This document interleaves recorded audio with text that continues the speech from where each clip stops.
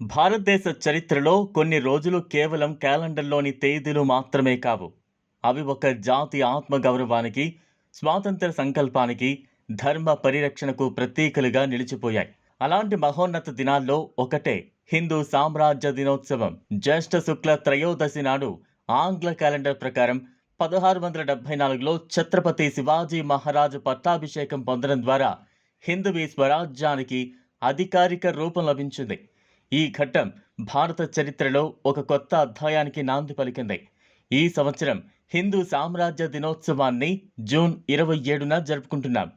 ఛత్రపతి శివాజీ మహారాజ్ రాయ్గఢ్ కోటలో పట్టాభిషేకం పొందడంతో హిందవీ స్వరాజ్యానికి అధికారిక రూపం లభించింది. శతాబ్దాల విదేశీ పాలన అనంతరం భారతీయ సంప్రదాయాల ప్రకారం ఒక స్వదేశీ రాజు చక్రవర్తిగా పట్టాభిషేకం పొందడం దేశ చరిత్రలో అత్యంత కీలక ఘట్టంగా నిలిచింది. అది విదేశీ పాలన, రాజకీయ అశాంతి, యుద్ధాలు, సామాజిక సంక్షోభాలతో నిండిన కాలం. ఉత్తర భారతదేశంలో మొఘల్ సామ్రాజ్యం విస్తరిస్తుండగా దక్షిణాన ఆదిల్ షాహీలు, నిజాం షాహీలు, కుతుబ్ షాహీలు వంటి రాజ్యాలు ఆధిపత్య పోరాటాల్లో నిమగ్నమయ్యాయి. ప్రజలపై అధిక పన్నులు, నిరంతర యుద్ధాలు, రాజకీయ అస్థిరత సామాన్య జీవితాన్ని ప్రభావితం చేస్తున్నాయి.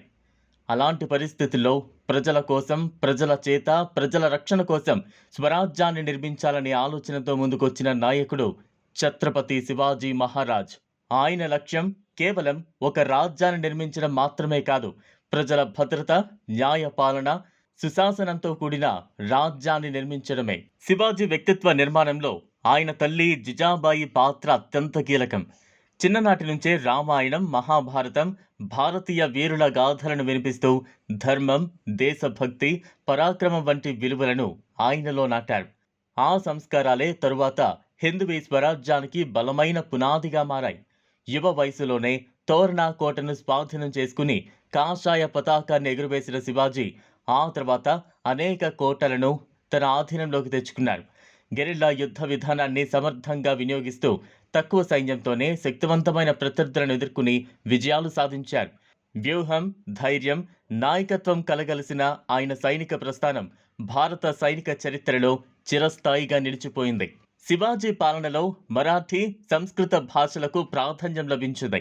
కోటల నిర్మాణం, సముద్ర భద్రత కోసం బలమైన నౌకాదళం ఏర్పాటు, సమర్థమైన పరిపాలన, ప్రజల సంక్షేమానికి ప్రాధాన్యం, ఇవన్నీ ఆయన దూరదృష్టికి నిదర్శనాలు.